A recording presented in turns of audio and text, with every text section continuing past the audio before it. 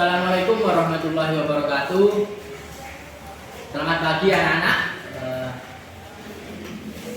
Semoga semuanya sehat semuanya ya. Keadaan prima, sehat bugar ya. Tidak ada halangan dan bisa kedepannya proses KBM kali ini dapat berjalan lancar dengan kondisi yang menyenangkan seperti itu.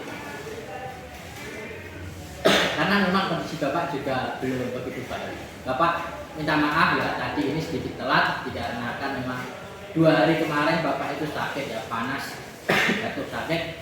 Setelah pulang ke Blitar itu Bapak kembali lagi ke sini itu langsung jatuh sakit ya, langsung tumbang. Didiagnosis terkena COVID varian terbaru karena memang teman Bapak yang saya jumpai di Blitar itu juga gejalanya sama, dan gejala ini sama dengan gejala-gejala COVID varian terbaru seperti itu. Jadi untuk teman-teman semuanya, anak-anak, dijaga kesehatannya ya, tetap jaga jarak, dan masih ada sekarang ini masih disuruh tetap menjaga protokol kesehatan meskipun sudah tidak terlalu ketat gitu.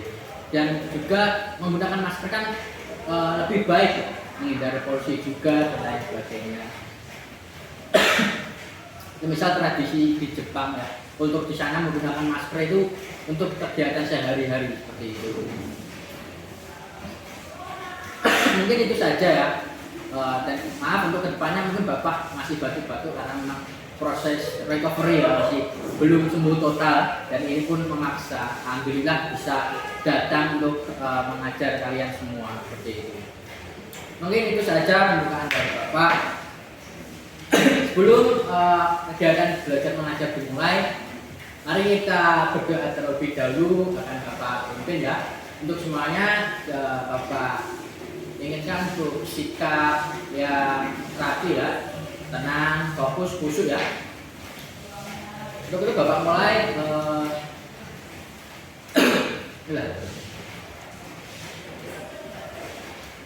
Al-Fatihah.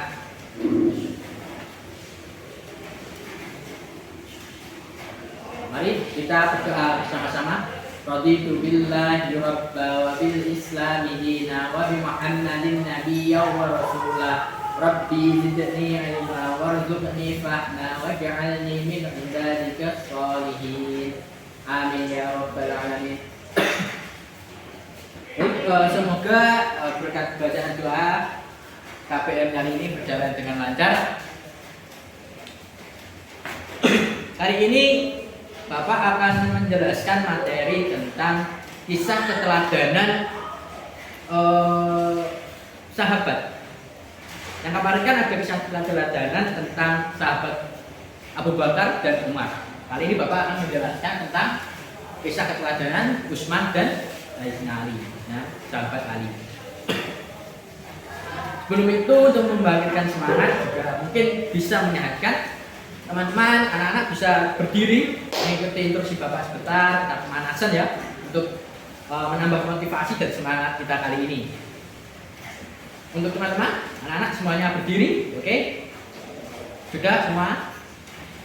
Kita ikuti instruksi Bapak ya. Ketika Bapak menyuruh untuk tepuk 1, maka lakukan tepuk 1 kali. Untuk tepuk 2, lakukan tepuk 2 kali.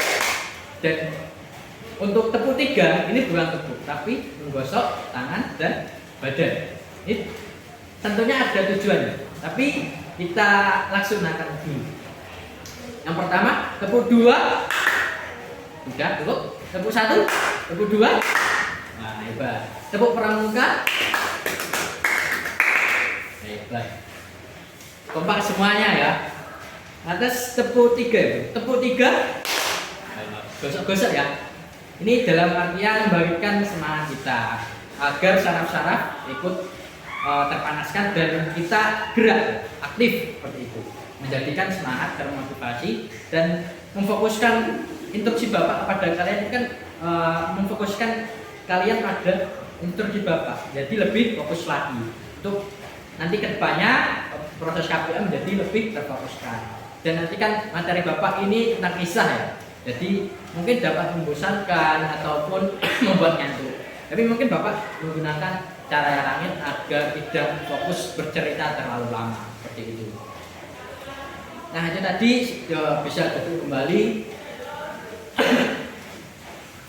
Selanjutnya mungkin akan Bapak sampaikan ya materinya, tapi sepertinya fasilitas kurang memadai ya. LCD-nya tidak ada, Bapak sebenarnya sudah menyiapkan PowerPoint, tapi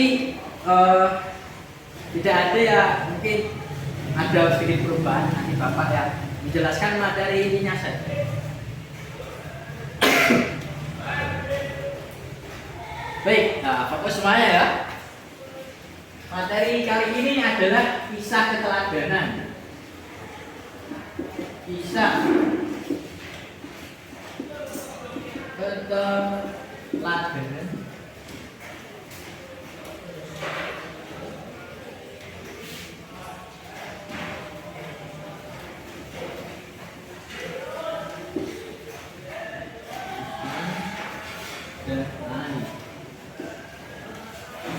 Kisah keteladanan Utsman dan Ali.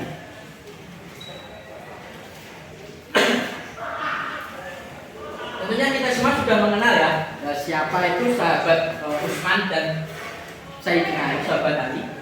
Itu adalah sahabat Nabi dan termasuk as-sabiqun al-awwalun, sahabat-sahabat yang awal, dan termasuk khulafaur rasyidin ya.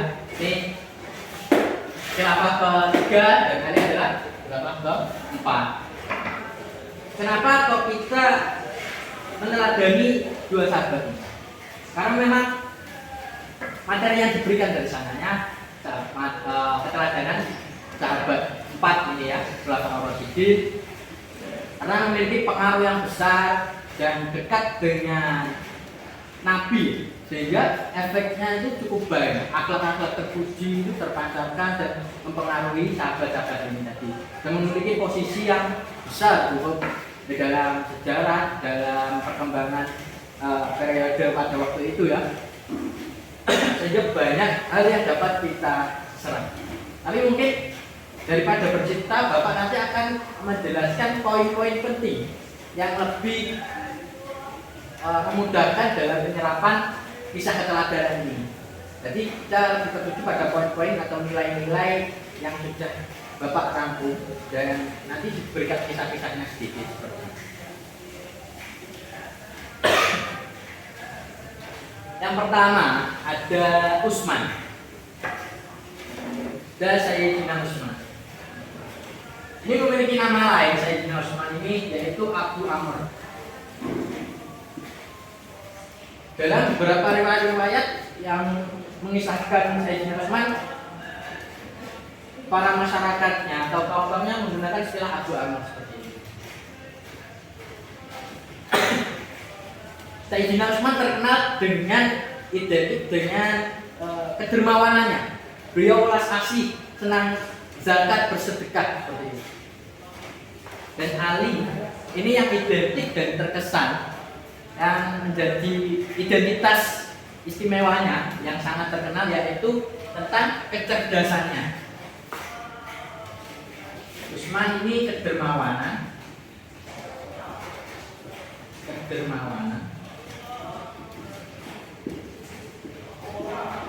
dan Ali adalah kecerdasannya.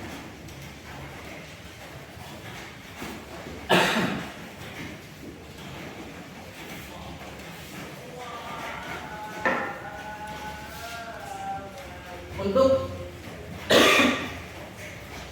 Utsman, kita mulai dari Utsman dulu aja ya, biar enak. Ini adalah karakter yang identik ya, kedermawanan dan kecerdasan. Tapi selain itu sebenarnya cukup banyak, kompleks. Namun kita ambil beberapa yang menonjol saja. Seperti di PowerPoint Bapak. Oh iya, bentar, belum saya share ya. Nanti saya share. Ini era modern, jadi menggunakan HP sudah pantasnya ya. Tapi sudah ada pengawasan dari Bapak tentunya. Nanti ada yang bermain, nanti dapat hukuman dari Bapak. Oke. Sebelumnya mungkin sebagai dasaran, ada yang ingin bertanya bebas terkait Utsman dan Ali? Tidak ada. Oke. Selanjutnya kembali lagi pada Utsman ya, buka satu persatu. Yang sangat menonjol pertama ada selain ini ya, yang selain kemawanan dan kecerdasan. Yang pertama ada cinta pada Al-Quran.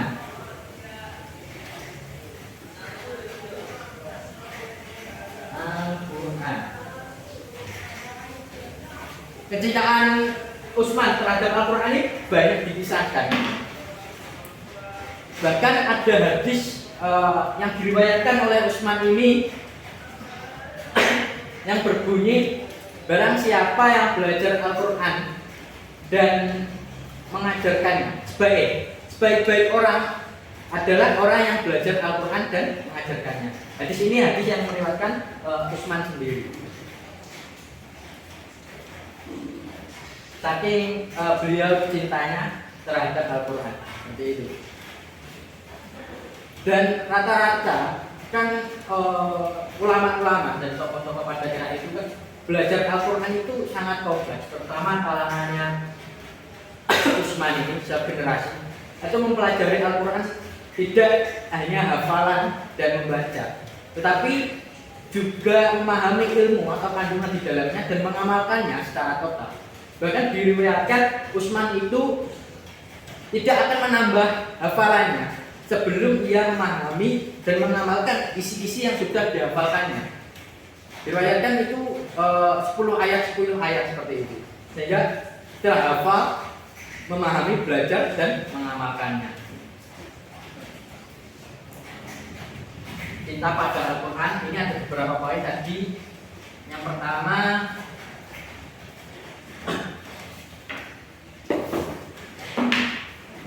riwayat hadis ya, riwayat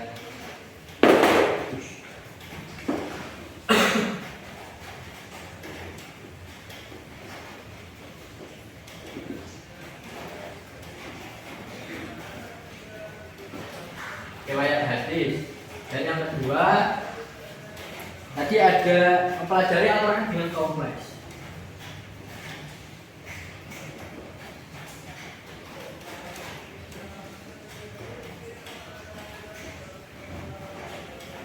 Dalam artian ilmu dan amal. Bahkan ada hadis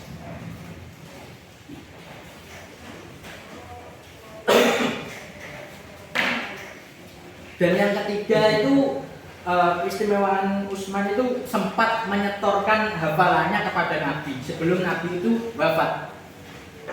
Jadi diriwayatkan beberapa hari sebelum Nabi itu wafat, Utsman itu sudah sempat untuk menyetorkan hafalannya, hafalan secara total Al-Quran. Bayangkan 30 juz ya, itu sudah tervalidasi, terverifikasi dengan benar karena langsung sing nyemak atau yang mentasbihkan itu Nabi sendiri.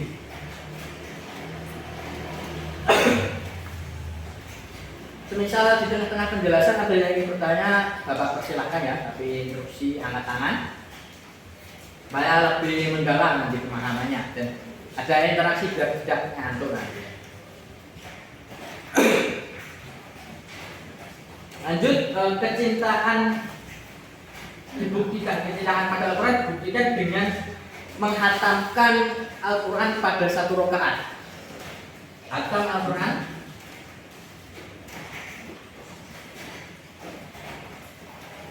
satu rakaat. Hatam Al-Quran dalam satu rakaat. Diriwayatkan ada yang meriwayatkan bahwa satu rakaat ini pada sholat witir ya. Jadi memang satu rakaat seperti itu. Ada yang meriwayatkan bahwa hatam satu Al-Quran ini menjadi sebuah kebiasaan bagi Sayyidina Utsman ketika musim haji dan sholat berada pada sanding Hajar Aswad. Sehingga hampir setiap tahunnya ya pada musim haji melakukan sholat dengan khatam Al-Quran pada satu rakaatnya. Seperti itu. Sangat hebat. Bayangkan berdiri begitu lama. Teman-teman anak-anak mungkin kan ketika sholat bacaannya panjang sedikit mungkin sudah bergerunjel, sudah sedikit terganggu dan tidak sabar ingin segera usai. Seperti itu kan. Ini bayangkan 1 rakaat.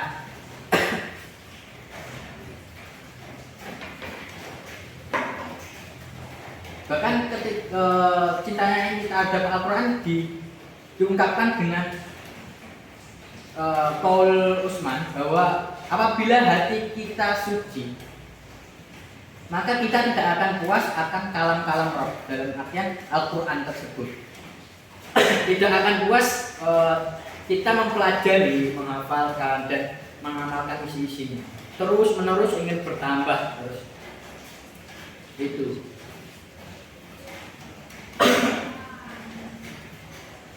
Tidak puas ya, tidak puas akan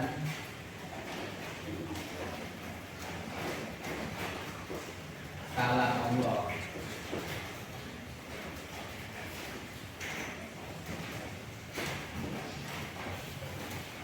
Yang selanjutnya ada ucapan Utsman lagi, bahwa beliau mengatakan bahwa aku membenci hari di mana aku tanpa melihat mushaf Al-Quran. Bahkan saking cintanya, beliau membenci hari di mana dia tidak membaca Al-Quran, tidak melihat bahannya. Ini beliau sangat benci seperti itu, saking cintanya dengan Al-Quran.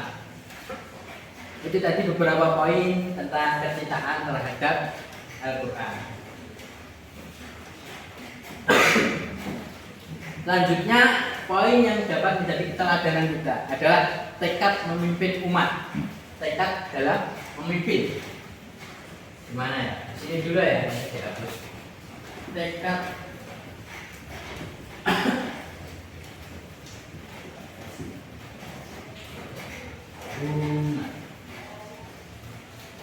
Tekad memimpin umat. Dalam memimpin umat, ketika beliau menjadi khalifah ya,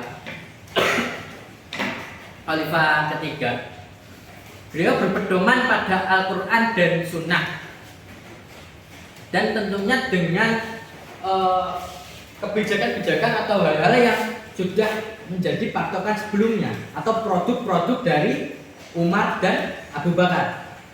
Beliau menghargai fondasi yang sudah dibangun. Kan ada kata-kata bahwa kita jangan memulai apa yang sudah dimulai pendahulu kita, tapi kita melanjutkan apa yang sudah mereka lakukan. Kita melanjutkan, jangan memulai hal yang sama.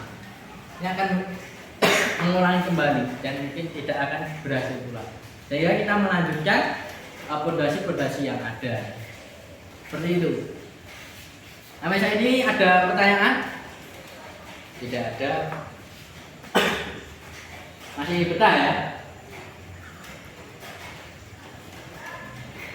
Selanjutnya Khalifah Utsman ini terjun langsung ke dalam masyarakat.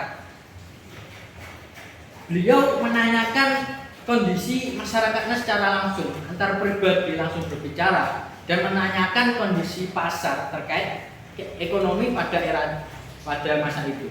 Karena juga Utsman ini terkenal dengan keniagaannya ya, pandai berbisnis, sejak kecil diajari untuk berniaga seperti itu. Sehingga beliau mengetahui bahwa harga pasar itu mempengaruhi kondisi ekonomi masyarakatnya. Dia datang ke pasar dan menanyakan kondisi pasar saat itu dan harga pasar barang-barang tertentu, produk-produk tertentu, menyulitkan masyarakatnya atau tidak dan lain sebagainya. Beliau menelusuri pasar, menelusuri desa-desa dan mencari masyarakat yang membutuhkan pertolongan. Bahkan beliau diriwayatkan membantu wanita yang melahirkan, dalam artian menyumbang dananya dengan besar dan memberikan santunan atau jaminan untuk si bayi yang lahir ini untuk beberapa tahun ke depan, dan memberikan jaminan pula bahwa si anak ini nanti bila bertambah umur maka tunjangannya akan semakin besar pula. Ini sungguh sangat dermawan. Bantuan-bantuan itu kan menunjukkan bahwa sikap kedermawanan beliau. Dan pada era itu kan kegiatan Baitul Mal sangat aktif. Ya, uang-uang dari para pengusaha dan orang-orang kaya dikumpulkan sebagai pajak dan zakat seperti itu disalurkan secara langsung pada masyarakat secara rata. Tidak ada rakyat yang tidak mendapatkan bagian dari Baitul Mal. Semuanya mendapatkan.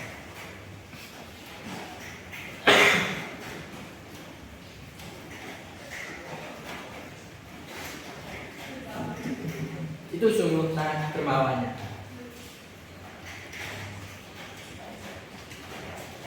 Dan terkadang ketika terjun di masyarakat itu juga memberikan nasihat-nasihat terkait ketakwaan, keimanan, dan kehidupan keberagamaan seperti ibadah dan lain sebagainya untuk tetap menjalankan tanpa lalai akan kesibukan keseharian seperti berniaga ketika di pasar dan lain sebagainya.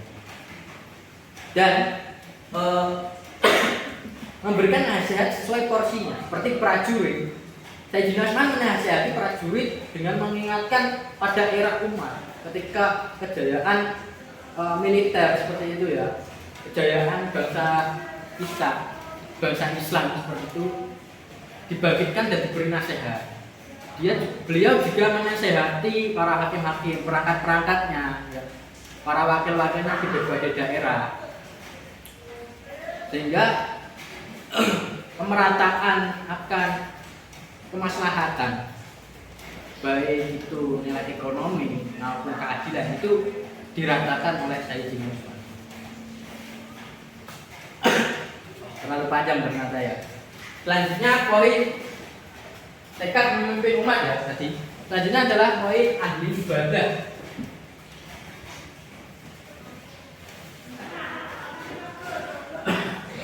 Ahli ibadah.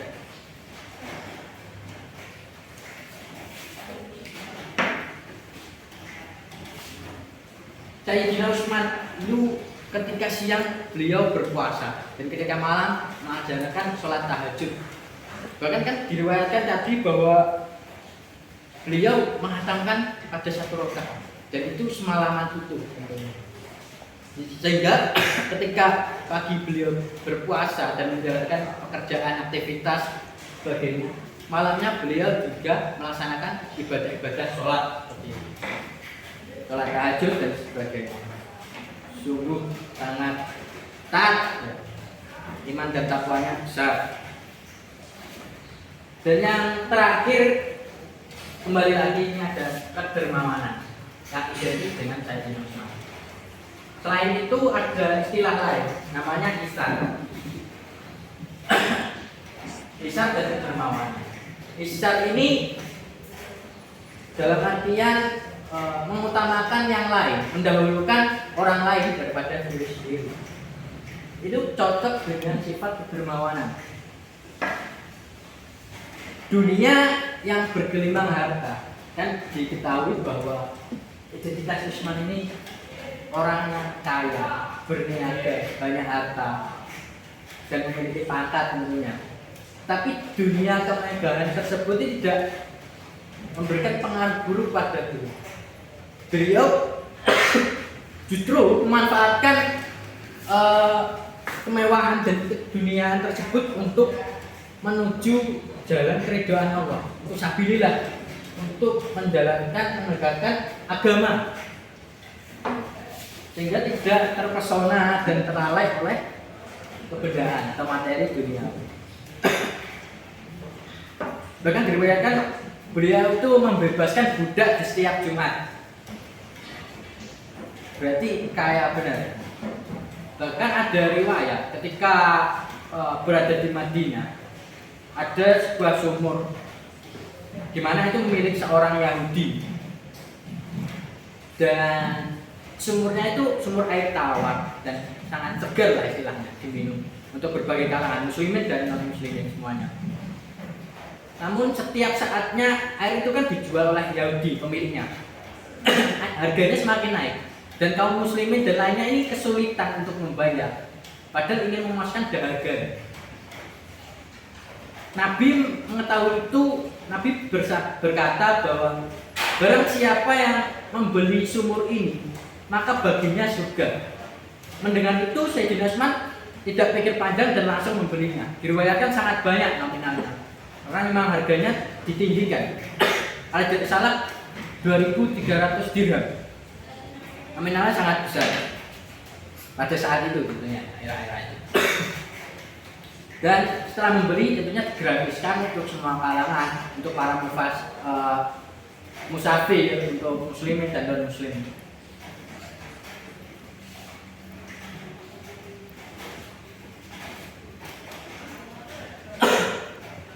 Mungkin itu saja dari kisah keteladanan Utsman. Sampai saat ini ada yang ditanyakan? Oke, selanjutnya kisah keteladanan Ali ya. Mungkin sudah terlalu lama nih.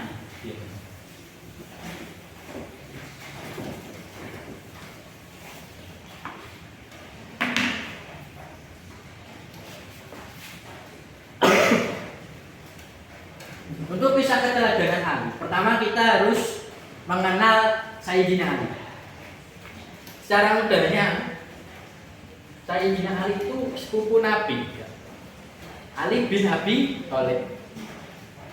Abi Thalib kan namanya Nabi. Sayyidina Ali ini merupakan sepupu, mantu, dan juga sahabat Nabi. Nah, gelarnya banyak. Terkait gelar ini kan juga banyak. Karamallahu wajhah. Ini dalam artian karamallahu wajhah ini Nabi memiliki Nabi. Sayyidina Ali sosok yang mulia, bahkan diriwayatkan tidak melakukan maksiat, jarang atau mungkin sedikit ya tidak melakukan maksiat, karena mendapat gelar karamallahu wajhah. Ada juga gelar Asadullah atau dimaknai isinya atau macan Allah, dan ada gelar Zulfikar ya, pedang dari Rasul.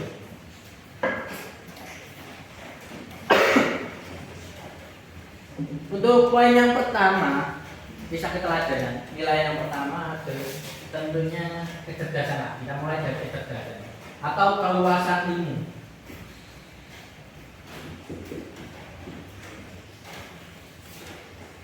Tentunya tidak hanya cerdas, tapi juga luas ilmunya, pintar, jenius istilahnya, seperti itu. Beliau bahkan dijuluki ya, ada julukan lagi Babul Ilmi atau pintunya ilmu. Bahkan ada hadis atau qaul yang menyatakan bahwa aku, Nabi Muhammad, aku adalah kotanya ilmu, sedangkan Ali adalah pintunya. Sehingga ketika kita ingin masuki perbendaharaan ilmu, kita harus melewati Sayyidina Ali. Itu makna letter, makna tekstualnya. Dalam artian itu menjelaskan bahwa sangat cerdas dan berilmu si Sayyidina Ali. Beliau juga termasuk ahli hukum ya. Dikarenakan kecerdasan dan kealimannya, beliau dipasrahi Nabi atau diberikan mandat untuk menjadi hakim, kalau tidak salah di Yaman pada era-era itu, untuk menjadi hakim. Dikisahkan juga banyak beliau ketika menjadi khalifah, beliau hampiri atau ditemui oleh kaumnya atau masyarakatnya untuk memutuskan suatu perkara, permasalahan di antara kaumnya. Ada kisah yang panjang menjelaskan bahwa ada seorang pemuda yang kisahnya sebenarnya panjang. Nanti Bapak ringkas karena nanti cukup membosankan, membuat ngantuk. Dua pemuda yang berselisih untuk pembagian uang dari pemberian seseorang yang diberikannya oleh sosok dua pemuda ini roti. Ini ada musafir datang menghampiri dua pemuda yang sedang makan roti, dan dua pemuda ini membagi rotinya pada si musafir ini. Setelah itu, setelah makan bersama, musafir ini memberikan uang sebagai imbalan. Lantas dua pemuda ini kebingungan untuk membagi dan apa ya, engkel-engkelan istilahnya apa? Saling tidak puas atas pembagian. Ini dibagi rata saja seperti ini. Tidak, ini tidak adil karena pemilikku lebih banyak rotinya seperti itu. Dan Nabi Sayyidina Ali dilapori hal tersebut. Dua pemuda ini datang ke Sayyidina Ali dan memutuskan perkara tersebut dengan sangat adil, dengan menjelaskan pembagian yang benar-benar adil seperti itu. Dan mereka terpuaskan dan menerima hasil mereka meskipun yang satu mendapat bagian yang kecil. Diriwayatkan seperti itu. Itu tadi keluasan ilmu, terkait keluasan ilmu. Yang kedua ada keberanian.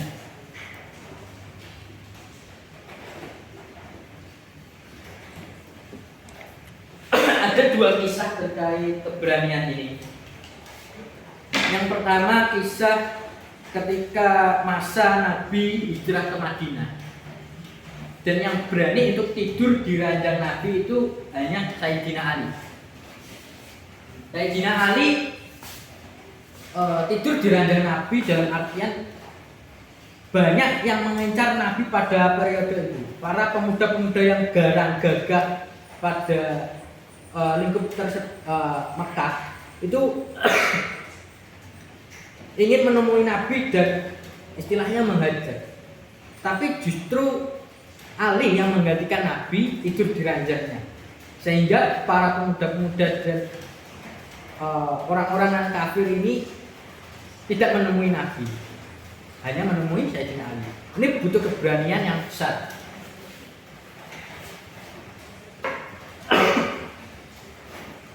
Dan yang kedua adalah kebulatan tekad Sayyidina Ali ketika akan perang Khaibar.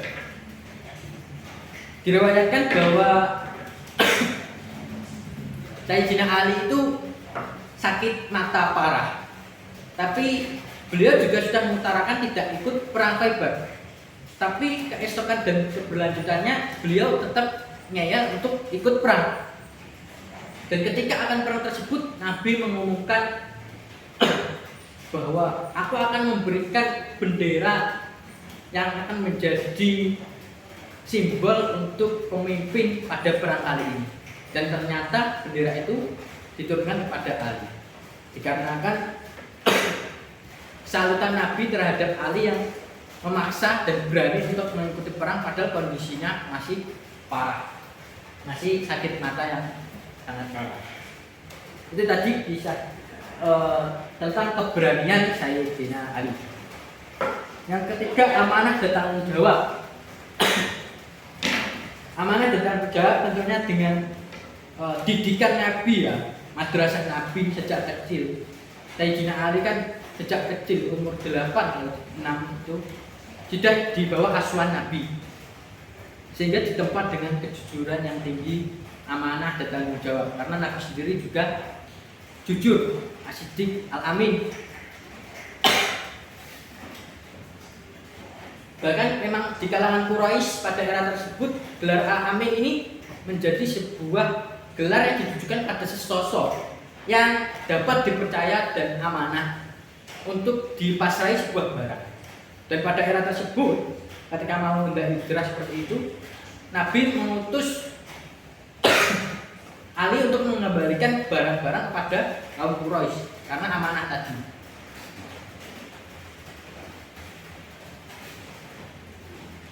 Selanjutnya yang terakhir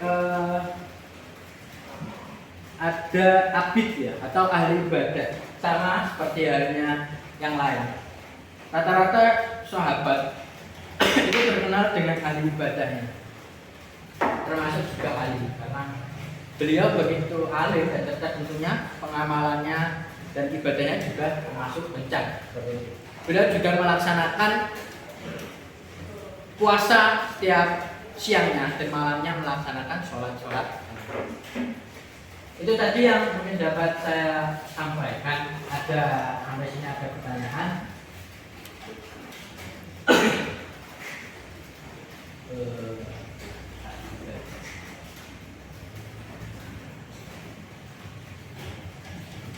Oke, tidak ada ya. Mungkin kalau malu mungkin bisa nanti lewat HP kirim di grup pertanyaan atau bagaimana. tidak sungkan. Atau mungkin di lain kesempatan ada sesi diskusi atau mungkin Bapak yang mau bertanya mungkin tapi kondisi Bapak kurang memungkinkan, kita lanjutkan pertemuan yang selanjutnya. Sekian itu yang dapat Bapak sampaikan. Mungkin nanti Bapak dapat share ya, atau kirim di grup pertanyaan-pertanyaan singkat terkait materi penyampaian Bapak ini tadi. Sekian dari saya. Wassalamualaikum warahmatullahi wabarakatuh.